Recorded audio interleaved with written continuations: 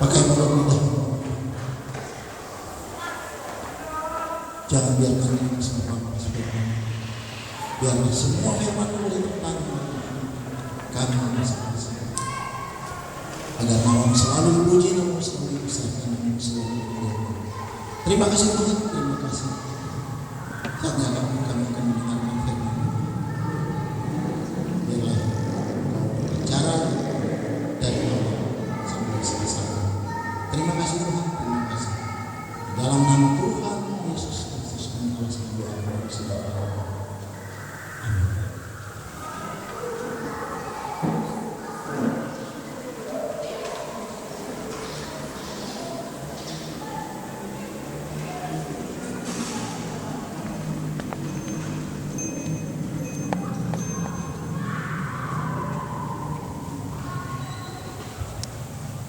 Selamat sore.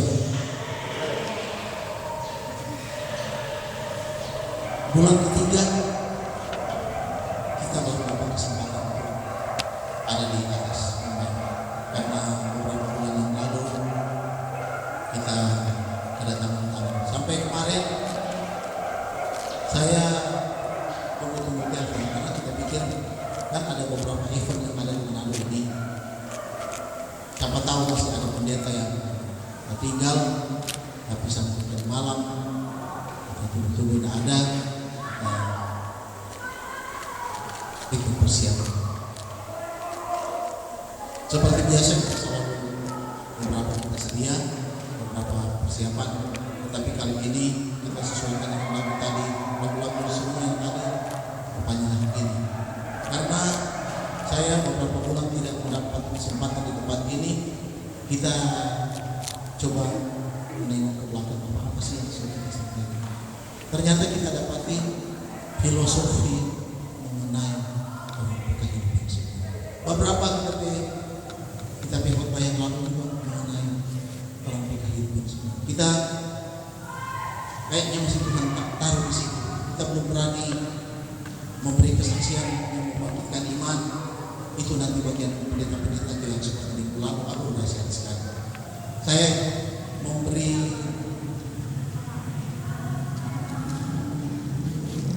semacam filosofi supaya kita bagaimana adanya kita. Karena kalau kita semua so baik, so sehat, so kuat, apapun jadi orang yang akan cepat melemah, yang akan cepat mundur.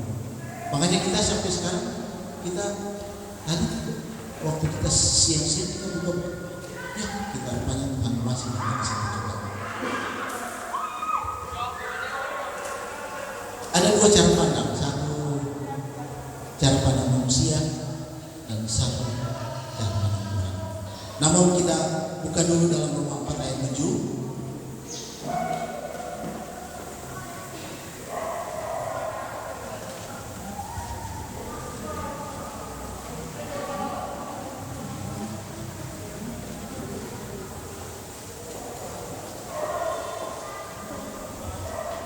Sudah apa?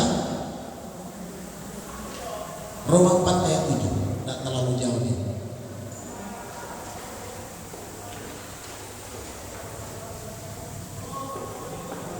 Kalau sudah, mari sama-sama orang baca. 3, 2, 1. Berbahagialah orang yang diampuni pelanggaran-pelanggarannya dan yang ditutupi dosa-dosa. Kita ada ayat pasang, kita baca apa yang ternyata filosofinya masih kepada Tuhan, pada kita, pada saudara-saudara sekalian.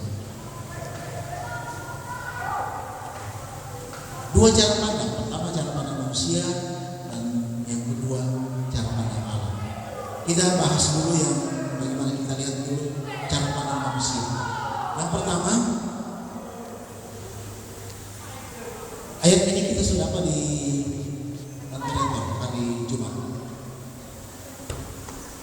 Dalam Mazmur 103 ayat 15 dan 16. Mari sama-sama kita buka. Mazmur 103 ayat 15 dan 16.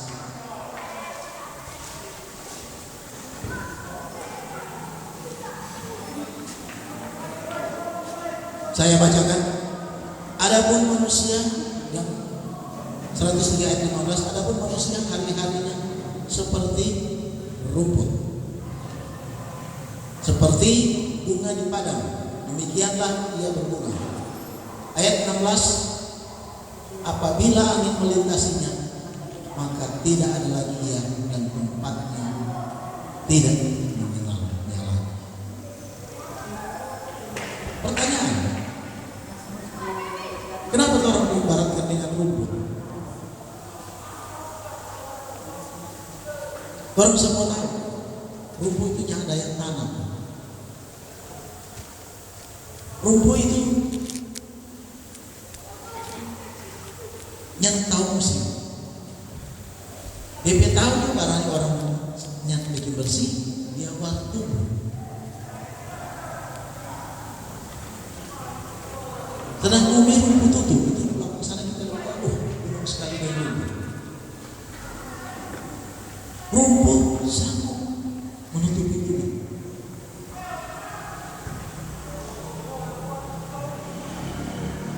Rumput itu kalau saya ibaratkan seperti negara-negara besar yang kuat. Kalau pada zaman sekarang Amerika, rumput itu bisa diibaratkan sebagai negara yang kuat. Kenapa kita bilang negara kuat? Karena kapan saja orang bisa berinvasi. Orang mau ke Iran, pergi di Iran. Orang mau ke sekarang lagi ramai-ramai Mesir. Mesir ini bergolak, pasti ada penyulut.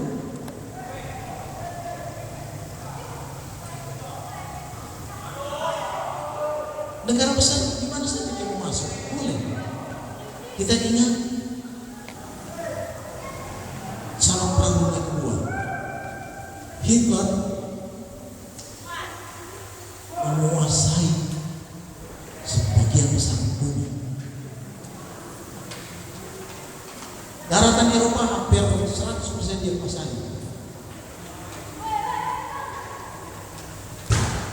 Bagian rumput, kapan saja orang raya orang pergi, di mana saja orang suka orang pergi, bertumbuh. Tahu Daud berkata, hidupnya hanya sebentar saja. Ada masalah lain. Dulu awal sudah kenal, sudah tahu di mana dia. Manusia bagai rumput sekuat apapun, kata Daud, hidupnya sebentar saja. Yang kedua,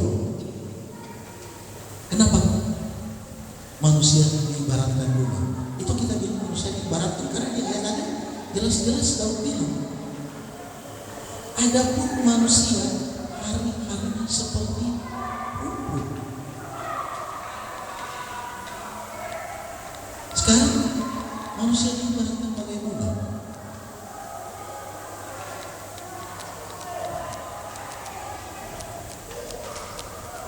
Ada bunga orang taruh di WC,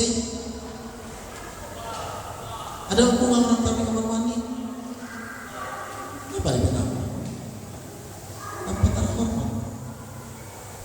Tapi wadah itu kalau nyadar yang plastik yang indah, kristal yang indah.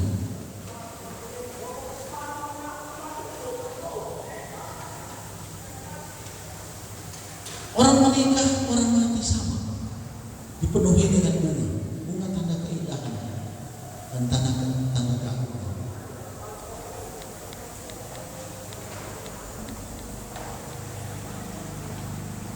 Dulu kita sering dengar, itu sana kok bunga di kampung sana gitu.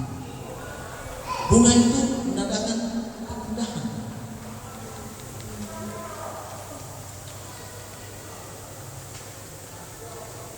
Itu bunga di kampus sekolah. Kalau saya bilang bunga paling indah, paling gagah.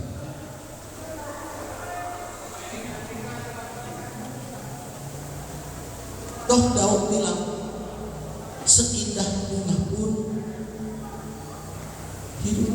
sebentar saja.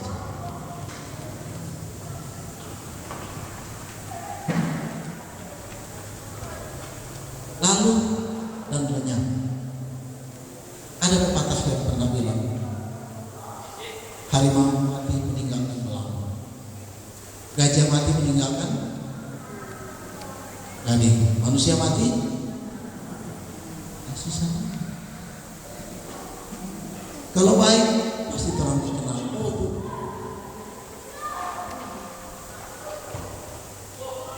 Kalau jahat, ya. Cara pandang Daud adalah manusia.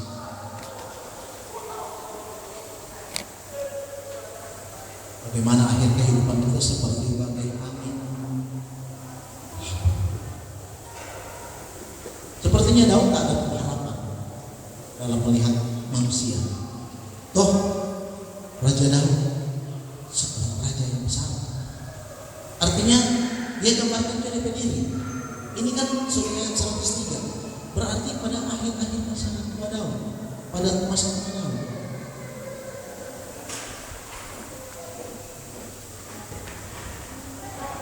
Daud berkata manusia bagai rumput dan bunga. Kalau Tuhan diibaratkan oleh raja, seorang raja yang mana Tuhan sampai rumput, sampai bunga, apa sih yang Tuhan banggakan? Coba Tuhan lihat, rambut, 3 harinya keramas, tes, 3 harinya keramas, palingnya uciau, turun ke mata, ya pagi orang yang bersih, apa ini? Datang ke hidung, gak orang yang korek-korek, apa ini? Datang di gunung, tes, 3 harinya sikat gigi, obat cerita dari orang, apa yang keluar? Yang ke bawah kita sudah mau bilang, terlalu banyak. Yang kita mau bilang terakhir, coba tangan dan tangan bos. 1 menit dia praktek. Uji yang berbuah. Apa yang terlalu banggakan? Daud bilang, bagai rumput dan bunga. Sebentar. Lalu.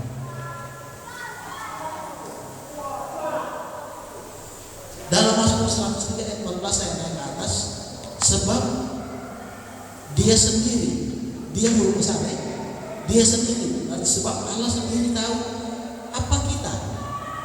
Dia lagi huruf besar, dia ingat, huruf besar Allah ingat bahwa kita ini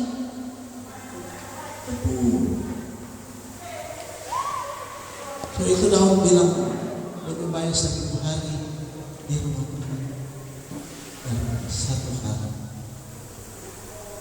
Lebih baik 1000 hari di rumah Tuhan dan 1 hari di luar. Makasih mungkin kita yang berbalik. Lebih baik 1 hari di rumah Tuhan daripada 1000 hari di luar Tuhan. Amin.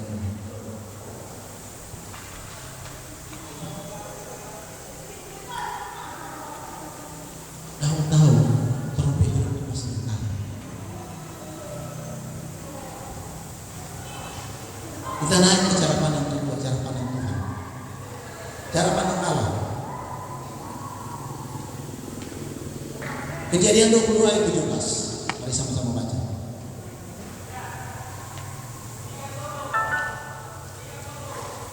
Kejadian 22 ayat 17. Kita juga baca. Sudah Pak? Maka aku akan memberkati engkau berlimpah-limpah dan membuat keturunanmu sangat banyak seperti bintang di langit. Dan yang kedua seperti pasir di laut. Dan keturunanmu itu akan menduduki kota-kota musuh. Cara pandang Tuhan masih zaman Ibrahim. Tuhan bilang keturunan seperti bintang di laut, bintang di langit, pasir di tepi laut. Bagi Allah bukan debu yang kotor seperti tadi kita baca dalam 103 ayat 14. Daun memandang manusia berkotor, Tuhan nyadar, Tuhan bilang pasir di tepi laut. Tuhan Allah jauh-jauh hari dari sama Abraham, dia sudah tahu, dan dia menempatkan orang seperti pasir di tepi laut dan seperti bintang di langit. Kenapa Allah berkata bagai bintang? Saya sedikit korek-korek lihat berbicara bintang satu-satu yang di atas-atas loh, yang lagi tinggi-tinggi di langit. Terang lihat dalam Daniel 12 ayat 3.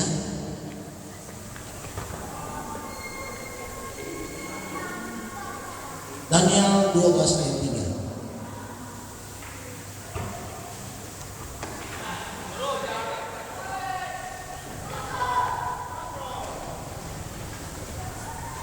Dan bertanya-tanya, dan orang-orang bijaksana akan bercahaya seperti cahaya cakrawala, dan yang telah menuntun banyak orang kepada kebenaran seperti bintang-bintang tetap untuk selama-lamanya. Bintang di sini penuntun. Kita baca lagi dalam Matius 2 ayat 2. Matius 2 ayat 2.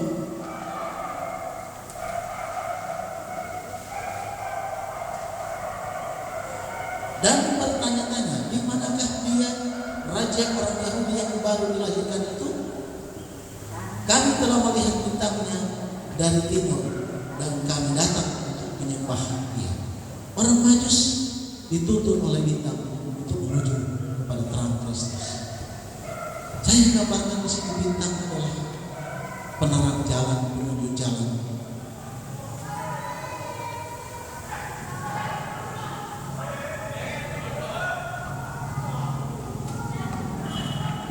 Jelas bintang bertugas bawa umat-umat menuju pada terang Kristus. Kalau namanya bintang, apalagi sedang bersinar,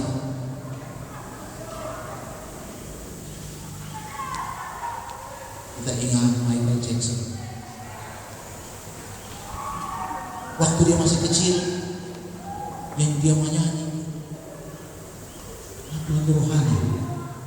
Setelah besar, setelah dia terkenal jadi bintang yang sangat tinggi, beberapa video klip kita pernah lihat, dia masih jadi orang. Nyadar puas dia jadi bule asli, dia rubah jadi bikin bule.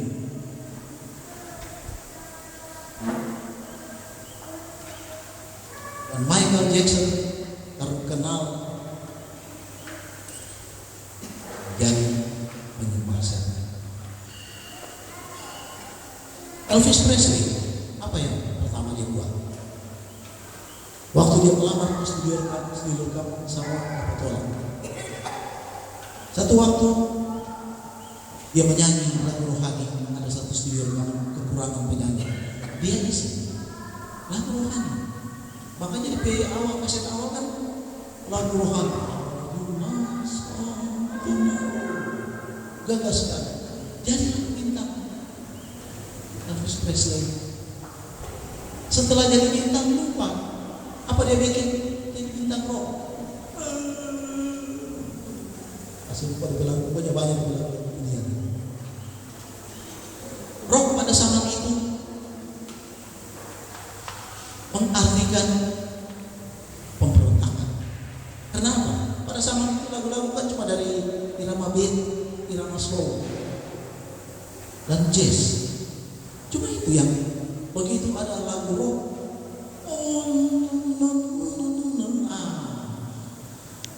terjadilah pemberontakan. Akhirnya apa? Kehidupan Elvis sia-sia, mati, minum obat berlebihan. Tuhan suruh engkau menjadi bintang. Kan tadi kita sempat terus baca. bintang penuntun. Mestinya dia antar itu orang-orang jemaat dan supaya menuju ke Tuhan. Mari dia bawa ke jurang. Begitu juga Michael Jackson, dia bawa ke jurang.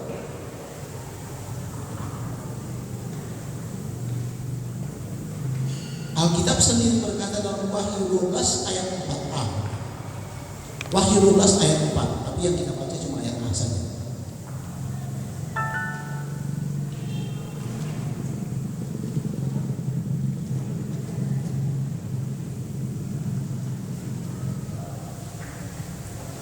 Ya, Wahyu 12 ayat 4a. Dan ekornya menyeret sepertiga dari bintang-bintang di langit, melemparkannya ke atas bumi.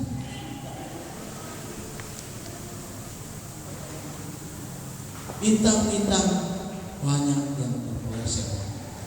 Tuhan lempar sepertiga. Kira-kira dalam Alkitab tadi bilang menuju jalan pada kebenaran dan penghantar jalan pada kebenaran, siapa itu? Termasuk orang yang ada di atas sini. Kalau orang salah bawa, termasuk orang yang akan masuk ke bumi seperti itu.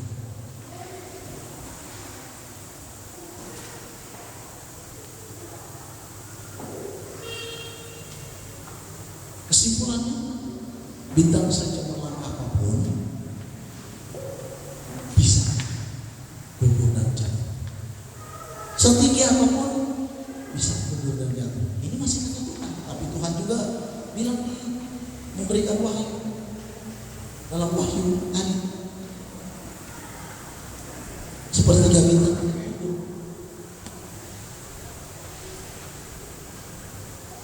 Cara pandang terakhir, cara pandang Allah, tetapi dia mengibaratkan kita seperti pasir di tepi laut.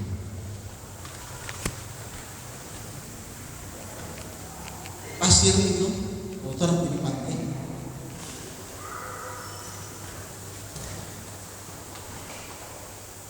Orang mau sebut ke laut, orang apa ke pasir? Orang masuk di dalam pasirnya, tidak kasih orang jangan ke pasir. Makanya dari zaman Abraham, Tuhan sudah ada yang menjadi bintang, tapi paling banyak itu pasir. Pertanyaan, kenapa Allah mengibaratkan menempatkan manusia seperti pasir di tepi laut?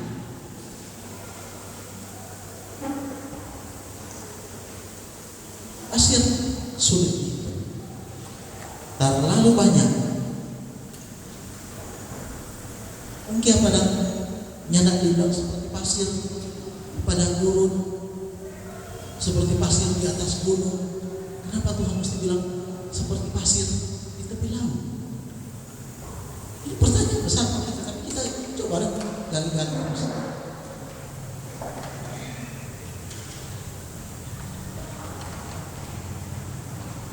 Mari kita baca dalam Matius 4 ayat 1, Matius 4 ayat 5, Matius 4 ayat 8.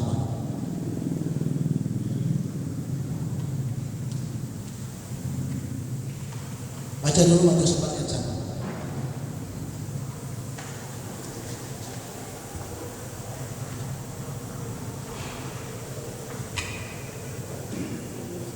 Maka Yesus dibawa oleh Roh ke padang gurun untuk dicobai iblis.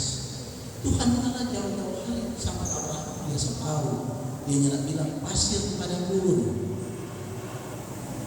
Ternyata di situ tanpa iblis. Tuhan Yesus dicobai padang gurun.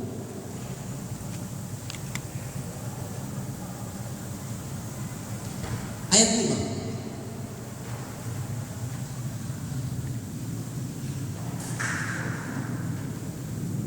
Kemudian iblis membawanya ke kota suci dan menempatkan dia di hubungan baik Allah. Di atas ini banyak iblis, ada iblis di atas.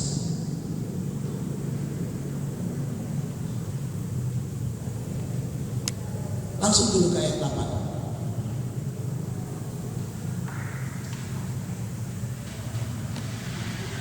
Dan iblis membawanya pula ke atas gunung yang sangat tinggi dan memperlihatkan kepadanya semua kerajaan dunia dengan kemegahannya. 3 tempat ini, tempatnya iblis ternyata. Padang gurun, hubungan rumah Allah di atas gunung. Jadi dia ingat kalau sebanyak mengeluh di padang gurun, kalau sedang di padang gurun, kita dengan tapi istri dia begini. Waktu kita baca sama orang bilang orang di padang gurun, ternyata di padang gurun ada iblis. Kenapa Tuhan mesti dibawa ke padang gurun?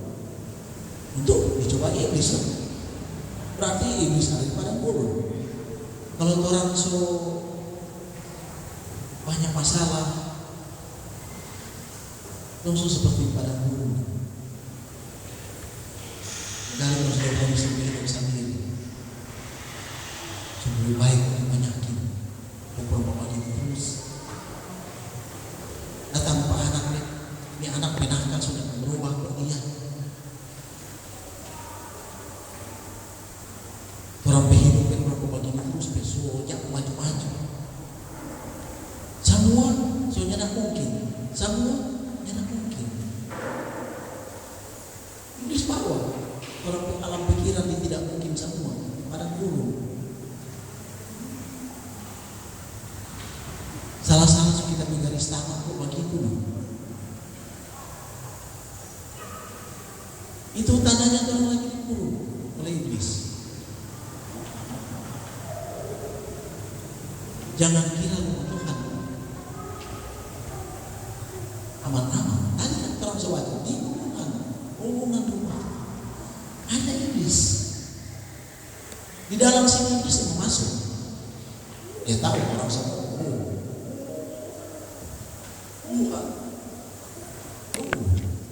Dia keluar.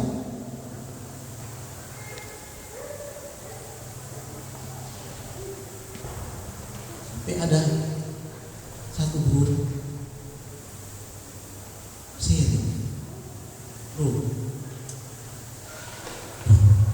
tapi sesuatu di jalan Tuhan Yesus makan. Kalau di rumah, aduh, setan berkala, datang kembali, datang sesuatu hal. Aduh, tapi berubah ini di gereja, kemarin malaikat kalah-kalah. Pas sampai di rumah, singa kalah-kalah.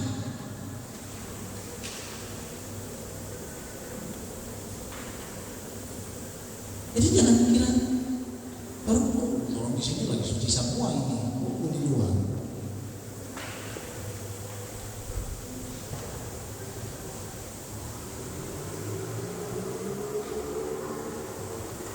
Tadi kan bilang gunung tinggi, kalau dia berbicara, dulu. Kita kalau nyana kita, sama saya. Tinggi di awan Allah. Gunung tinggi.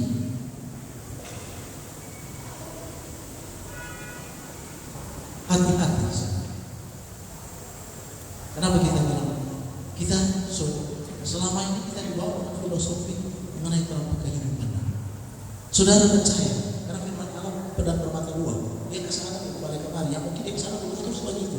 Dia mesti bagi, kita mesti ulang. Pagi ulang, tak mesti ulang. Bagi terus, kemana itu? Yang tetap pedang bermata dua. Masa? Mari, masa?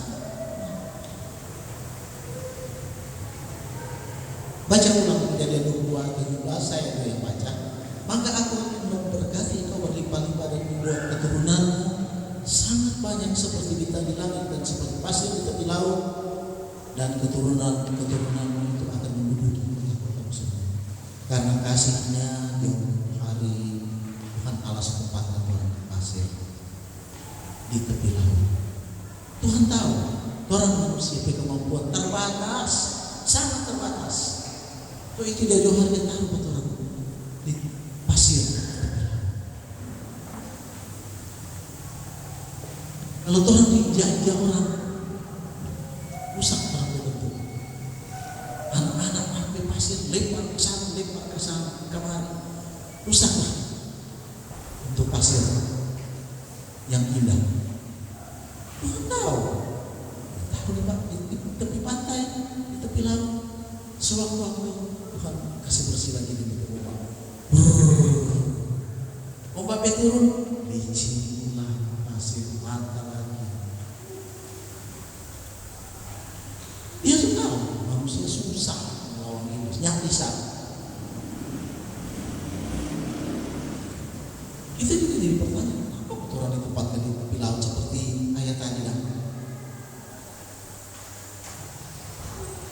Tepi laut tempat banyak pasir, tidak bisa dihitung. Orang juga ini ditempatkan di bumi yang begitu banyak manusianya. Hari-hari kalau bikin kesalahan, hari-hari kalau bikin kekurangan dan lain sebagainya, hari ini bikin. Sebentar lagi Tuhan satu lagi dia ubah, kasih bersih. Sebentar bikin orang bikin rusak, Tuhan satu lagi dia ubah.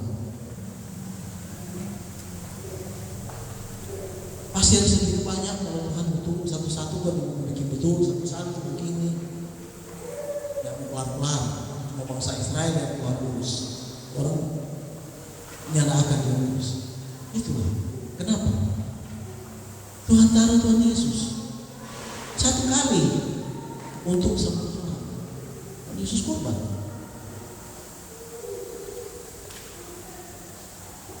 Manusia lemah. Kalau orang di zaman perjanjian lama masih ada sama itu, orang harus korbankan domba, harus korbankan lembu tiap kali bikin dosa. Kalau enggak, kalau yang susah merpati atau terkubur, repot. Makanya dia bisa turun Yesus. Dan Allah tahu orang itu pasir tepi laut.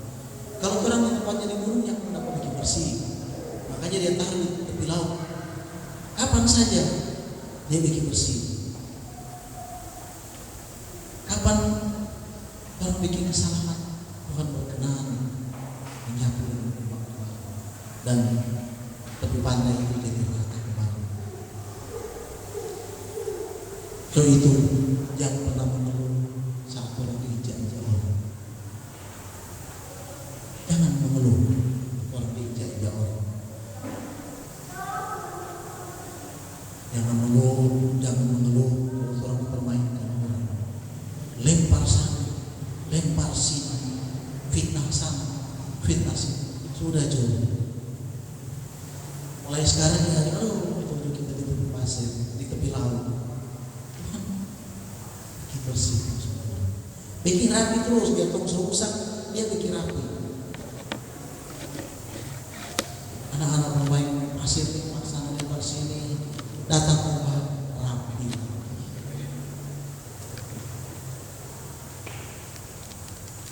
Jangan kira ombak itu cuma air, ombak juga ada berkat.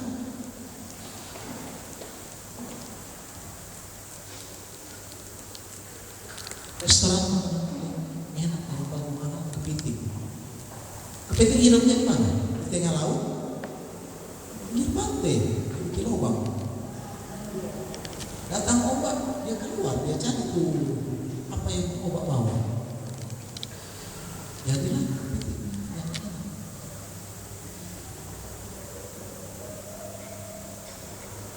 Ada satu ilustrasi.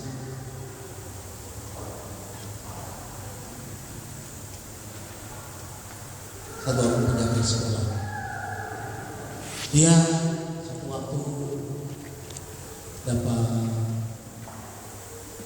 ultimatum yang mana mulai akhir bulan cuma yang boleh jadi penjaga sekolah yang nyata huruf, yang tahu baca tulis.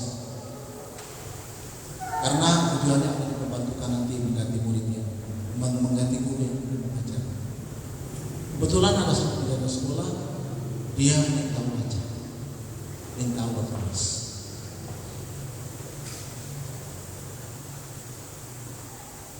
Waktu dapat aturan, kecewa sekali.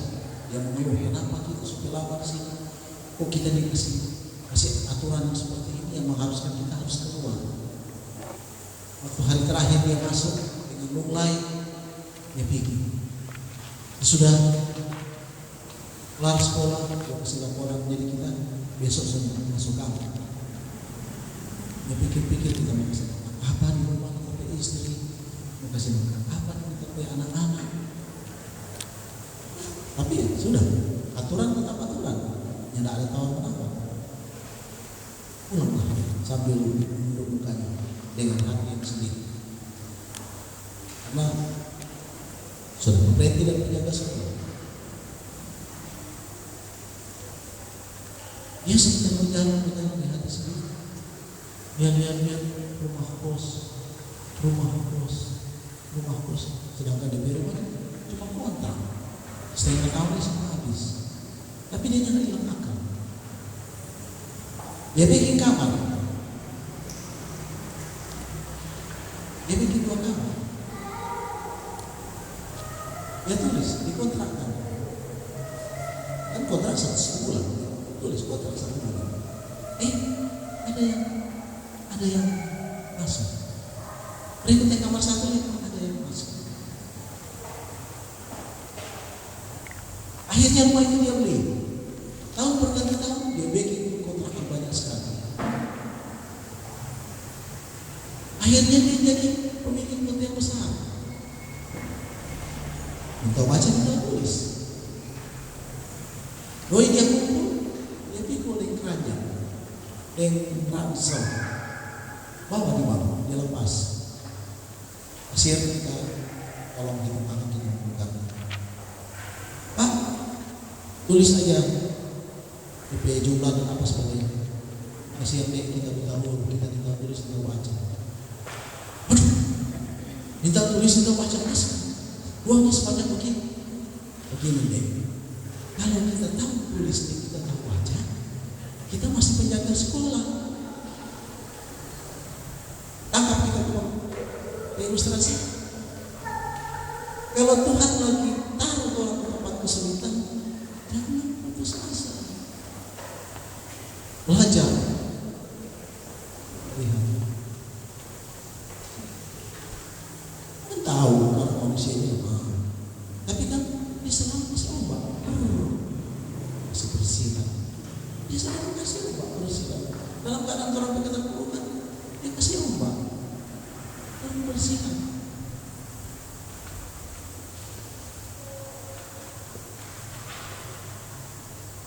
Sore hari, kalau orang lihat pemandangan di tepi pantai, ada matahari yang sedang terbenam. Apa kata dia nama ini? Sunset. Kalau orang so rapi, itu sunset paling banyak orang foto. Karena apa? Indah. Orang berkorban kan sapu rata, bersih. Menghadap matahari.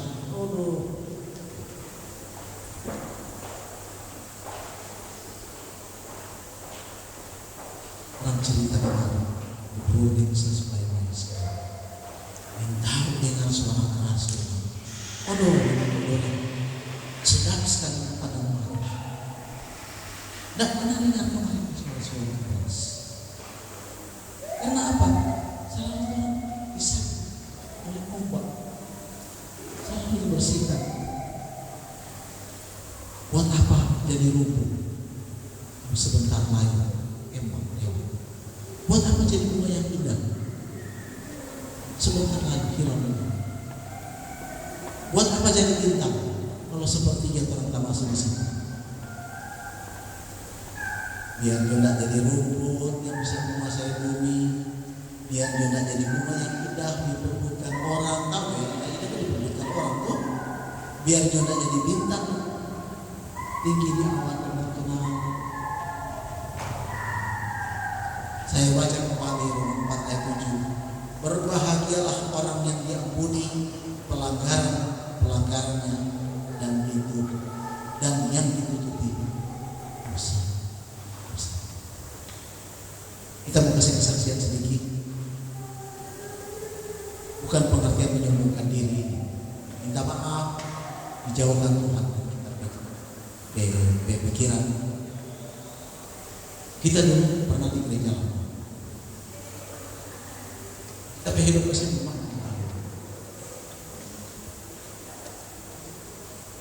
tapi apa jadi?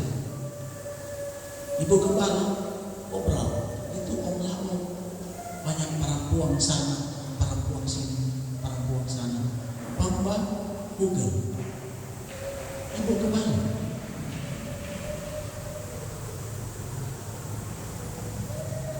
kita pun tak habis pikir. Waktu itu kita kan pelayan Jumat atau sosis kita lain. Pagi-pagi kita datang saja. Kita hati sedih. Kita mau pikir, kita mau piragu di piragu. Baking apa kita betul kita baking. Pagi-pagi jam 8 kita sudah datang baris jam 9. Kita atur semua. Apapun yang orang bilang dan kita monitor. Apa jadi sampai dunia sekarang? Kasus yang apa yang dibilang bagi kita terjadi lalu menjadi jemaat ya. Bukan persoalan yang sama. Apa yang dia bilang itu yang jadi. Datang di gereja kedua sama mungkin saksi di mana ibu kita tahu itu Pak Lawan itu banyak perempuan di sini, perempuan sana perempuan sini. Kita mengajar sekolah minggu sebenarnya yang sedih hati. Tapi ya sudahlah, mana-mana juga orang bilang begitu. Ayo bisa di sekolah minggu. Sore hari kita datang atau alat-alat di sini. Apa jadi? Mulai dari wakil kepala, bendahara, dia keluar semua. Persoalan yang sama malah lebih terang-terangan.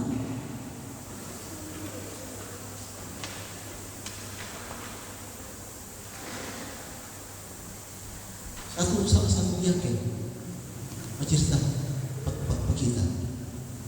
Aduh, kita tahu dari asal usul saudara itu perempuan.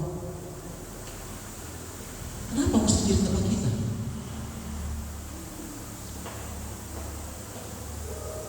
Itu kita dapat hukum tabur tuai masih.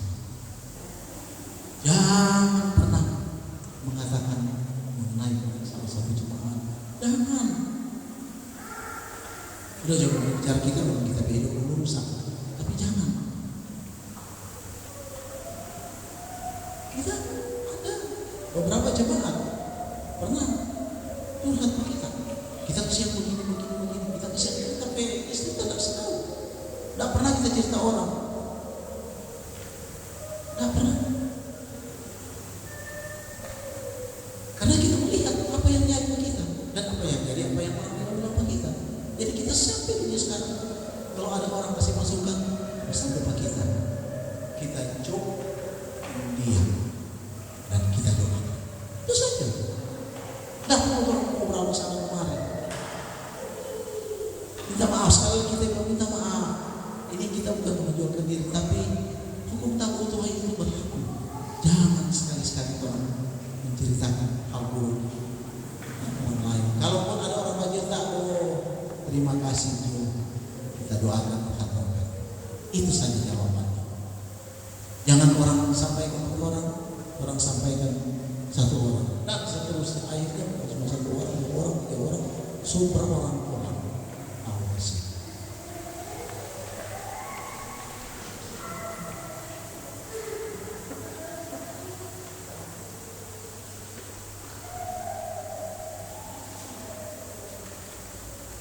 Makanya firman Tuhan dalam hal ini, biarlah kita cuma jadi seperti pasir di tepi laut, karena Tuhan akan selalu datang memberikan untuk membetulkan dan membersihkan, mengampuni pelanggaran-pelanggaran sampai dosa kita diampuni. Maka kalau orang berdosa sudah diampuni, gimana dan orang bertambah? Atau itu orang bertambah terbuat dari emas, rantai dari emas, semua dari emas. Kalau coba yang antik di leher kacang-kacang, mana apa? Sudah ampuni dulu. Ada Berbahagialah orang yang diampuni dosa bersama. Nah, kalau sesama dari emas itu di mana kita betapa itu? Jawab sendiri, coy. Betapa di mana? Itulah kita. Kata Tuhan bagai pasir di tepi laut. Amin. Sekian firman Tuhan. Mari kita bersama.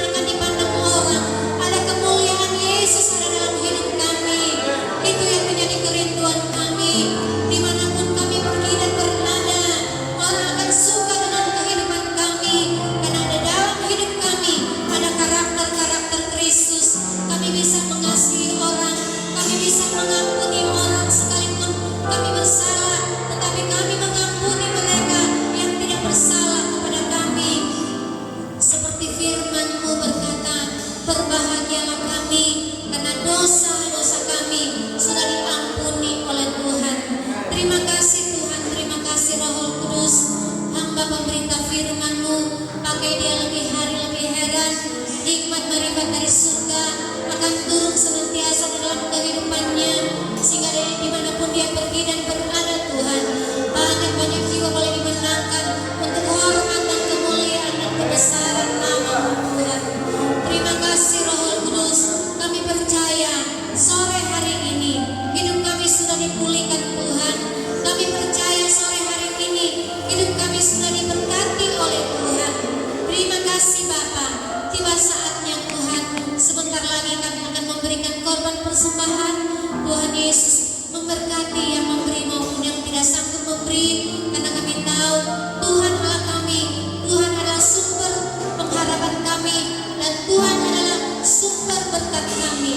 Terima kasih Tuhan, terima kasih Roh Kudus. Kami sudah berdoa dan mengucap syukur di dalam nama Tuhan Yesus Kristus yang sudah menjadi juru selamat dikasih jiwa kami. Haleluya, amin.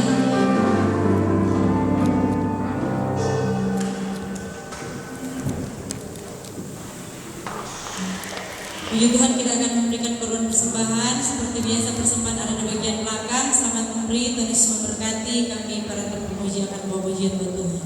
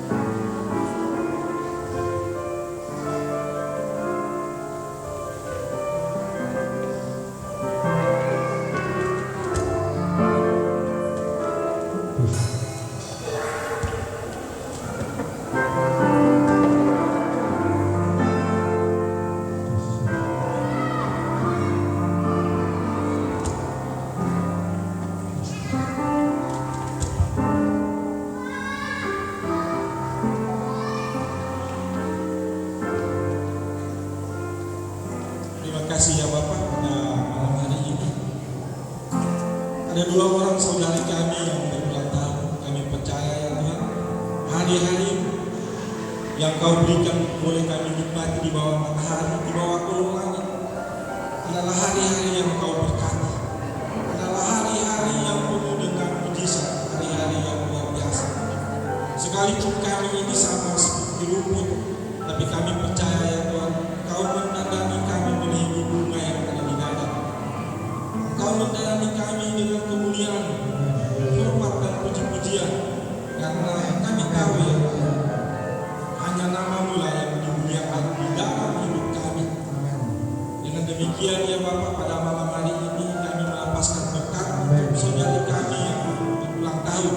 Kami percaya ya Pak, dalam nama Yesus.